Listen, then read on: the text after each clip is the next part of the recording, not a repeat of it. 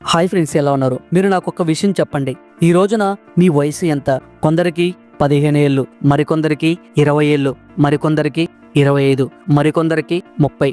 మీలో చాలా మంది అతి తక్కువ వయసులో మన దగ్గర డబ్బు ఉంటే బాగుంటుంది, అలా ఉంటే ఫ్యూచర్ గురించి భయపడకుండా, ఎలాంటి కష్టం లేకుండా జీవితాంతం ముందుకు సాగిపోవచ్చు అని అనుకుంటాం. ఒక విధంగా ఆలోచిస్తే 20 నుంచి 30 సంవత్సరాల వయసులో మీరు ధనవంతులుగా మారడం అనేది అంత కష్టమైన పనేమీ కాదు, సాధ్యమయ్యే పనే. ఒక రిపోర్ట్ ప్రకారం ప్రతి సంవత్సరం కొన్ని లక్షలకు పైగా స్టార్టప్లు ప్రారంభమవుతున్నాయి. కానీ ప్రారంభించిన అన్ని స్టార్టప్లలో 10 మాత్రమే విజయవంతం అవుతున్నాయి, మిగిలినవి ఆగిపోతున్నాయి. అనేక మంది వ్యాపారవేత్తలు చాలా విజయాలు సాధించారు, కానీ ఒక్కసారి వారి పతనం ప్రారంభమైనప్పుడు వారు మళ్ళీ ఎప్పటికీ మునుపటిలాగా పుంజుకోలేకపోతున్నారు. వాళ్ళ ప్రయాణంలో ఎన్నో సమస్యలు ఎదుర్కొంటున్నారు. ఆలోచించండి, ఉన్నత విద్యావంతులైన వారికి చెందిన ఒక బృందం ఉంది, వృత్తిపరమైన సలహాదారులు ఉన్నారు, చాలా డబ్బు ఉంది, కానీ అవి అన్ని వృధా చేయబడ్డాయి. ఈ రోజు నేను స్టార్టప్లు లేదా వ్యాపారాల గురించి మాట్లాడబోతున్నాను. ప్రస్తుతం ఈ వీడియోకి కనెక్ట్ అయిన ప్రతి వ్యక్తి గురించి మాట్లాడబోతున్నాను. ఇందులో మొదటిది, మీ ప్రస్తుత ఆర్థిక పరిస్థితిని సరిగ్గా ఎప్పటికప్పుడు విశ్లేషించుకుంటూ ఉండాలి.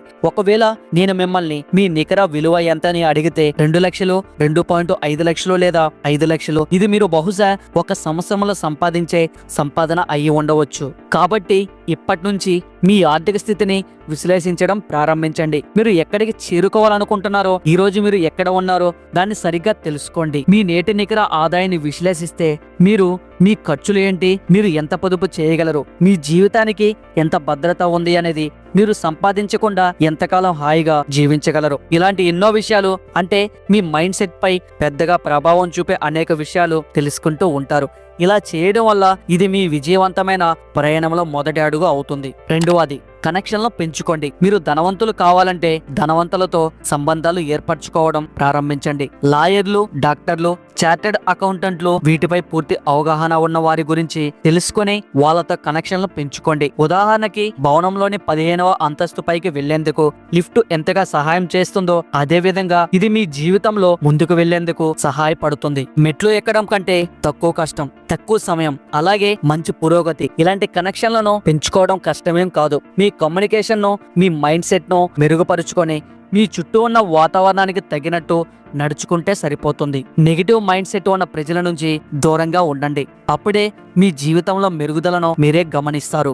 మూడవది, మీపై మీరు ఇన్వెస్ట్ చేసుకోండి. ఒకసారి రాబర్ట్ కియోసాకి మాట్లాడుతూ మీపై మీరు పెట్టుబడి పెట్టడం అనేది అతిపెద్ద ఆస్తి అని చెప్పుకొచ్చాడు. ముఖేష్ అంబానీకి 10 లక్షల కోట్ల ఆస్తులుంటే కనీసం 11 లక్షల కోట్ల మనస్తత్వం ఆయనది. మీరు ఎంత సంపాదిస్తారు అనేది మీపై ఆధారపడి ఉంటుంది. అంటే మీపై మీరు ఎంత పెట్టుబడి పెట్టగలరు అని సరిగ్గా ఆలోచించుకోగలగాలి. ఉదాహరణకి, మీరు ఇలాంటివి చేయొచ్చు: టెక్నాలజీ శిక్షణ కార్యక్రమంలో చేరడం, స్టాక్ మార్కెట్ నిపుణుడి వద్ద విషయాలు అధ్యయనం చేయడం, సామాజిక మరియు విక్రయ నైపుణ్యాలు నేర్చుకోవడం, ప్రయాణం చేయడం.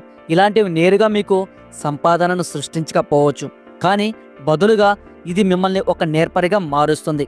ఇలా మారడం వల్ల మీరు ఎన్నో సాధించవచ్చు, ఎన్నో ప్రణాళికలు కూడా వేసుకోవచ్చు.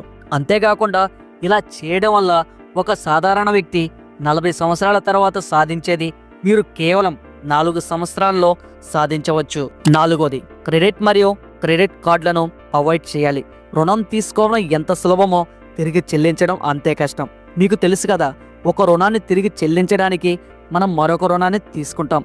ఈ విధంగా కొంతకాలం తర్వాత మనం అప్పుల పాలు అవుతాం. ఆ వ్యక్తి అప్పుల నుంచి బయటపడాలని కలలు కంటూనే ఉంటాడు. అది జీవితంలో కొంత భాగాన్ని పూర్తిగా తీసేసుకుంటుంది. దాని నుంచి బయటపడడానికి జీవితం సరిపోదు. క్రెడిట్ కార్డుల విషయానికి వస్తే, ఒక పక్క స్నేహితులుగా ఉంటాయి, అలాగే మరో పక్క శత్రువులుగా కూడా మారిపోతాయి. వాటితో మనం స్నేహంగా ఉండాలంటే డిసిప్లిన్ చాలా ఇంపార్టెంట్. ఆ విషయం మనకి కూడా తెలుసు, కాబట్టి వాటి జోలికి వెళ్ళకపోవడమే మంచిది. రుణం మరియు క్రెడిట్ కార్డులు, వీటిని అత్యవసర పరిస్థితుల్లో మాత్రమే ఉపయోగించండి, లేకపోతే మీరు ఖచ్చితంగా అప్పుల ఊబిలో చిక్కుకుంటారు. ఐదవది, జూదం. బెట్టింగ్ ఉచ్చులో పడిపోయిన వ్యక్తులు దాని నుంచి బయటపడలేకపోతున్నారు. ఇది మద్యం కంటే చాలా ప్రమాదకరమైన వ్యసనం. ఒక వ్యక్తి తన సొంత డబ్బును అందులో పెట్టుబడి పెట్టేంత వరకు మంచిదే. అసలు పెద్ద సమస్య అక్కడే రావచ్చు. అంటే ఒక మనిషి అప్పు చేసి పెట్టుబడి పెట్టినప్పుడు అది అన్నింటినీ కవర్ చేస్తుందనే ఉద్దేశంతో మొదలు పెడతారు. కానీ వాళ్ళు అనుకున్నట్టు ఏం జరగకపోగా బదులుగా అప్పులు కుప్పలు తెప్పలుగా మారిపోతాయి. ఇక ఆ అప్పుల చక్రంలో ఇరుక్కుపోయి లేనిపోని సూసైడ్ ఆలోచనలు వస్తూ ఉంటాయి. బెట్టింగ్ని అవాయిడ్ చేయండి. 6వది సోర్స్ ఆఫ్ ఇన్కమ్ను పెంచుకోవాలి. మనందరికీ భిన్నమైన జీవన మార్గాలు ఉన్నాయి కాబట్టి ఒక విషయం చాలా ముఖ్యమైనది. మీరు నిజంగా ధనవంతులు కావాలనుకుంటే కేవలం ఒక్క ఉద్యోగం చేయడం ద్వారా మీరు ఎప్పటికీ ధనవంతులు కాలేరు.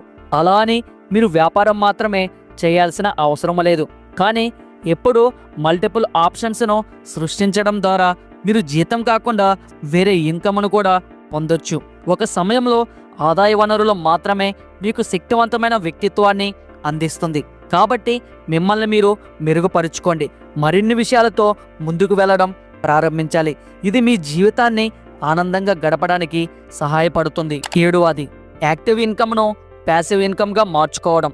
పని జరగాలి, కొంతకాలం చేసి ఇతరులకు నేర్పించాలి, తరువాత వారికి పని అప్పగించి ఆపై కొత్త పనిని తీసుకోవాలి. మనం యాక్టివ్ ఇన్కమ్ను ప్యాసివ్ ఇన్కమ్గా మార్చుకున్నప్పుడు అది జరుగుతుంది. పెద్దగా ప్రభావితం చేసేవాళ్ళు అంటే ఇన్ఫ్లుయెన్స్ కానీ వ్యాపారవేత్తలు కానీ ఈ ప్రక్రియను మాత్రమే అనుసరిస్తారు. ప్రజలను ఉపయోగించి డబ్బు సంపాదించడం ఎలాగో వారికి బాగా తెలుసు. కేవలం ఒక్క పనిలో మాత్రమే వాళ్ళు చురుగ్గా ఉంటే 1,00,000లో 1,00,000 మాత్రమే మిగిలిండొచ్చు. అది ఎప్పటికీ కోట్లుగా మారలేదు.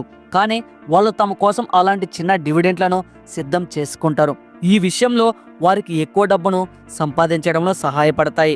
వాళ్ళు డబ్బు ఇవ్వడం కొనసాగిస్తారు. దీని కారణంగా వారి ఆదాయం ప్రతి నెల పెరుగుతూ ఈ విషయాలు వారికి చాలా ధనాన్ని తెచ్చిపెడతాయి. 8వది రియల్ ఎస్టేట్లో ఇన్వెస్ట్మెంట్. రియల్ ఎస్టేట్లో పెట్టుబడి పెడితే లాభాలు ఎక్కువ వస్తాయి. ప్రయోజనం ఏంటంటే మీరు దీర్ఘకాలంగా మీకోసం కొంత డబ్బును సంపాదించినట్లయితే, మీరు స్థిరాస్తి కావాలి అనుకుంటే, మీరు రిస్క్ తీసుకోకూడదు అనుకుంటే, ధనవంతులు కావాలి అనుకుంటే మాత్రం రియల్ ఎస్టేట్లో తప్పకుండా పెట్టుబడి పెట్టాలి. 9వది ప్రతి సంవత్సరం మిమ్మల్ని మీరు అప్గ్రేడ్ చేసుకోవాలి. ప్రతి సంవత్సరం మిమ్మల్ని మీరు 10 రెట్లు అప్గ్రేడ్ చేసుకుంటూ వ్యాపారవేత్తలు చేసేది మీరు చేస్తూ ఉండాలి. $50 బిలియన్ సంపదతో అగ్రస్థానంలో ఉన్న ముఖేష్ అంబానీ, ఆయన వెనకే గౌతమ్ అదానీ ఉన్నారు. కానీ అదానీ ఆదాయం దాదాపుగా $9 బిలియన్. అతను గత సంవత్సరం అంత భారీ దూరాన్ని ఎలా కవర్ చేశాడు? ఈ వ్యాపారస్తుల్లాగా నీ దగ్గర ఆస్తులు లేకపోయినా నీ మనస్తత్వం మార్చుకుంటే అదే పెద్ద ఆస్తి అవుతుంది. మీరు ప్రతి సంవత్సరం 10 రెట్లు మిమ్మల్ని నైపుణ్యంతోనో లేదంటేనో మనస్తత్వంతోనో అప్గ్రేడ్ చేసుకుంటే మీకు సాధ్యపడుతుంది. వచ్చే 5 సంవత్సరాల తర్వాత అది మీకు తిరిగి భారీ రాబడినిస్తుంది. 10వది లాంగ్ రన్లో ఇన్వెస్ట్మెంట్స్. ఆలిబట్ 2020లో నైక్యాలో 5 కోట్ల పెట్టుబడి పెట్టారు. సరిగ్గా 1 సంవత్సరం తర్వాత ఆమె 5 కోట్ల షేర్ల ధర 53 కోట్లకు చేరుకుంది. స్టార్టప్లలో పెట్టుబడులు పెట్టడం రిస్క్తో కూడుకున్నదే. దీనివల్ల బడా వ్యాపారులంతా చిన్న చిన్న ఆటలో పాల్గొనకుండా పెద్ద పెద్ద గేమ్స్ ఆడుతూ ఉంటారు. అంటే ఇది వీడియో గేమ్ కాదు, పెట్టుబడి పెట్టే గేమ్. ఇది వారిని చాలా సంపన్నులుగా చేస్తుంది. కానీ మీరు చిన్నగా ప్రారంభించవచ్చు. ఇది పరిశోధన మరియు కృషి తీసుకుంటుంది. దీనికోసం మీరు కొంత సమయాన్ని కూడా వెచ్చించాల్సి ఉంటుంది. ఇక 11వది ప్రభుత్వ నిధుల్లో పెట్టుబడి పెట్టండి. ప్రభుత్వం ఇప్పుడు ప్రతి ఆర్థిక సంవత్సరం చాలా ప్రాజెక్టులను ప్రారంభిస్తుంది. ఎందుకంటే అది ప్రభుత్వ ప్రాజెక్టు అయితే భద్రత గురించి ఎటువంటి టెన్షన్ ఉండదు. మీరు ఆ ప్రాజెక్టులో పెట్టుబడి పెట్టచ్చు. ఒక పక్క ప్రతి సంవత్సరం మీకు రాయల్టీ పేరుతో ఆ ప్రాజెక్టుల నుంచి రాబడి వస్తుంది. మరోపక్క మీ పెట్టుబడి కూడా పెరుగుతుంది. ఇక 12వది ఇన్సూరెన్స్ అనేది ఎప్పటికైనా ఒక ఉత్తమమైన హామీ. ఒక పెద్ద వ్యాపారవేత్త ఉండేవాడు. అతను షిప్ ద్వారా ఎగుమతి దిగుమతి చేసేవాడు. ఒకప్పుడు భారీ విపత్తు జరిగి కొన్ని కోట్ల రూపాయల నష్టం వాటిల్లింది. వాటిలో ఉత్పత్తులు ఉన్నాయి, కానీ నష్టం జరగలేదు. ఎందుకు? అతను ఆ ఉత్పత్తులకు బీమా చేసినందున వాటికి ఎటువంటి నష్టం జరగలేదు. అతను దానికి తగినట్లు క్లెయిమ్ పొందాడు. దీనివల్ల అతను చాలా నష్టాన్ని ఆదా చేసుకున్నాడు. ఒక పదునైన వ్యాపారవేత్తకు, ఆర్థికంగా తెలివైన వ్యక్తికి లాభం పొందడమే కాకుండా నష్టాన్ని తగ్గించుకోవడం కూడా తెలిసి ఉండాలి. మధ్యతరగతి ప్రజలు బీమాను తీసుకోరని, ఎందుకంటే చాలా డబ్బులు వృధా అవుతాయనే వాళ్ళ ఆలోచన. కానీ బీమా అనేది చాలా చాలా ముఖ్యం. 13వది బడ్జెట్ ప్రణాళిక. మీరు ఒక పెద్ద భవంతిని కట్టాలి అంటే దానంతటా అదే నిలబడుతుందా? మీరు దాన్ని ఎలా నిర్మిస్తారు? దీనికి మొదట డిజైన్ సిద్ధంగా ఉండాలి. ప్రతిదీ మీకు తెలిసి ఉండాలి. ప్రతిదీ సెట్ చేయాలి. లేకపోతే భవనం నిర్మించక ముందే కూలిపోతుంది.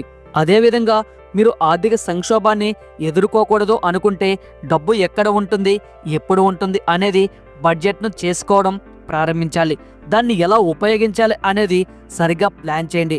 మీరు ఉన్నత స్థాయికి చేరుకునే వరకు మాత్రమే ఖర్చులను తగ్గించడం, డబ్బును పెంచుకోవడంపై దృష్టి పెట్టండి. ఖర్చులు తక్కువగా, సంపాదన ఎక్కువగా ఉండే చోట సరైన బడ్జెట్ ఉంటుంది. 14వది, మీ పెట్టుబడులలో వైవిధ్యపరచండి. మీ పెట్టుబడులను వైవిధ్యపరచడం ప్రారంభించండి. ఇది ఒక రిస్క్ మేనేజ్మెంట్ స్ట్రాటజీ.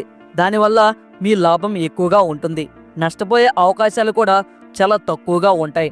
అంటే ఏదైనా ఒక ఆస్తిలో పెట్టుబడులు పెట్టడం కంటే వివిధ ఆస్తుల్లో డబ్బు పెట్టుబడి పెట్టడం మంచిది. ఆస్తి తరగతిలో డబ్బులు ఒకే చోట డబ్బులు పెట్టుబడి పెడితే ఒకవేళ మీరు పెట్టిన రంగం గనుక కుదేలైతే మీరు నష్టపోవాల్సి వస్తుంది. అదే 10 రకాలుగా ఆలోచించి 10 చోట్ల ఇన్వెస్ట్మెంట్ చేస్తే కొన్ని చోట్ల నష్టం వచ్చినా కూడా మరికొన్ని చోట్ల ఖచ్చితంగా లాభం వచ్చే అవకాశం 100కి 100% ఉంటుంది. ఇక 15వది, ప్రొఫెషనల్స్ సలహా తీసుకోండి. ఒక విషయం గురించి మీరు ఎంత అబద్ధం చెప్పినా నిజం ఎప్పటికీ మారదు. మీరు ఫ్రెషర్గా చాలా ఉత్సాహంగా ఉండొచ్చు, కానీ అనుభవం పరంగా మీరు ప్రొఫెషనల్ కంటే తక్కువలో ఉంటారు. అటువంటి పరిస్థితుల్లో ఇన్వెస్ట్మెంట్ బ్యాంకింగ్ ఇలాంటి విషయాల్లో ఖచ్చితంగా ఎక్స్పర్ట్స్ సలహాలు తీసుకోవాలి. లేదంటే అడ్వకేట్ ఎక్స్పీరియన్స్ ఉన్న వాళ్ళ నుంచి రూట్ మ్యాప్ తీసుకోవాలి. లేదంటే ఇలాంటి చోట నష్టపోయే ప్రమాదం ఉంది. ఇక 16వది, మనందరికీ ఇల్లు ఉంది. ఇప్పుడు మనం ఎప్పుడు ఇంటి పైకప్పు కిందనే జీవిస్తున్నాం. అందుకే పైకప్పు బలంగా ఉండడం ఇంపార్టెంట్ కదా. కానీ ఆర్థిక ప్రపంచంలో మనం అదే విషయాన్ని అనుసరించాం. కారణం మధ్యతరగతి ప్రజలు ఎల్లప్పుడూ మధ్యతరగతిగానే ఆలోచిస్తారు. మనకు ఎల్లప్పుడూ పైకప్పు కింద నివసించడానికే ఇష్టపడతాం. మీరు సరిగ్గా జీవించాలి అనుకుంటే మీ కలలను ఆకాశాన్ని తాకేలా చేసుకోవాలి. మీ రెక్కలను ఒక్కసారిగా బయటకి విప్పడం చాలా ముఖ్యం. ఎల్లప్పుడూ మీ సామర్థ్యాన్ని బట్టి ఖర్చు చేయండి. మీకు వచ్చే ₹1,00,000 జీతంతో 50 లక్షలు కారు కొంటే మీ జీవితపు ఆదాయంలో సగం ఈఎంఐకే వెళ్తుంది. అలాగే దాని వడ్డీ వసూలు చేయబడుతుంది. అందుకే ధనవంతులు ఈ వడ్డీ నుంచి తప్పించుకొని చాలా డబ్బు ఆదా చేస్తారు. అది మధ్యతరగతి ప్రజలకు అతిపెద్ద ఉచ్చు లాంటిది. ఇక 17వది, మీ సొంత వ్యాపారాన్ని ప్రారంభించండి. మీరు త్వరగా ధనవంతులు కావాలనుకుంటే ఉన్న ఒకే ఒక ఆప్షన్ ఇది. మీరు నైపుణ్యం కలిగి ఉన్న ఏదో ఒక వ్యాపారాన్ని మొదలు పెట్టండి. ఇక్కడ మీరు చాలా విస్తృతంగా ఆలోచించగలుగుతారు. మార్కెట్లో ట్రెండింగ్ కనుగొని దానికి అనుగుణంగా మూలధనాన్ని స్వీకరించండి. తర్వాత వ్యాపారాన్ని ప్రారంభించండి. మీ పిల్లలు బాగా స్థిరపడాలి, అలాగే మీరు సంపన్న కుటుంబం కావాలని మీరు కోరుకుంటున్నారా? అలా అయితే వ్యాపారమే సరైన ఎంపిక. కాకపోతే దీంట్లో మంచి చెడ్డలు ఖచ్చితంగా తెలుసుకొని దిగాలి. ఇక లాస్ట్ బట్ నాట్ లీస్ట్ 18వది, బిజినెస్ స్కూల్కి వెళ్ళండి. ఒకవైపు డిస్క్రిప్షన్, మరోవైపు నైపుణ్యం. ఇది బాత్ ట్యాబ్లో స్నానానికి, స్విమ్మింగ్ పూల్లో స్నానానికి ఎంత తేడా ఉంటుందో అంత తేడా ఉంటుంది. అందుకే డబ్బు సంపాదించాలి అనుకున్నప్పుడు చాలా కన్ఫ్యూజ్ వస్తాయి. బిజినెస్ ఎలా మొదలు పెట్టాలి అనేది చాలా మంది తెలియక అందులో దిగి నష్టపోతూ ఉంటారు. అందుకే ఆన్లైన్లో చాలా కోర్సెస్ ఉంటాయి. ఒకవేళ మనం ఏదైనా చిన్నపాటి బిజినెస్ మొదలు పెట్టాలి అంటే ఎలా మొదలు పెట్టాలి, ఎంత పెట్టుబడి ఉండాలి, ఆ పెట్టుబడి ఎక్కడి నుంచి తీసుకోవాలి, ఏ గవర్నమెంట్స్ లోన్స్ అప్లై చేసుకోవాలి, ఇలాంటివన్నీ కూడా బిజినెస్ కోర్సులో చెప్తూ ఉంటారు. ఒక 10 నుంచి 20 వేలు ఆ బిజినెస్ కోర్సు గురించి మీరు ఇన్వెస్ట్ చేయగలిగితే ఖచ్చితంగా మీకు ఒక చిన్నపాటి ఐడియా వస్తుంది. ఇలాంటివన్నీ నేర్చుకొని ఒక మంచి సంపన్న కుటుంబంగా మీరందరూ మారాలని కోరుకుంటున్నాం. ఈ వీడియో నచ్చితే లైక్ చేయండి, షేర్ చేయండి. ఇప్పటి వరకు మన ఛానల్ని సబ్స్క్రైబ్ చేసుకున్నట్లయితే ఇప్పుడే సబ్స్క్రైబ్ చేసుకొని పక్కనే బెల్ ఐకాన్ని క్లిక్ చేయండి. నెక్స్ట్ వీడియోలో మళ్ళీ కలుసుకుందాం. జై హింద్.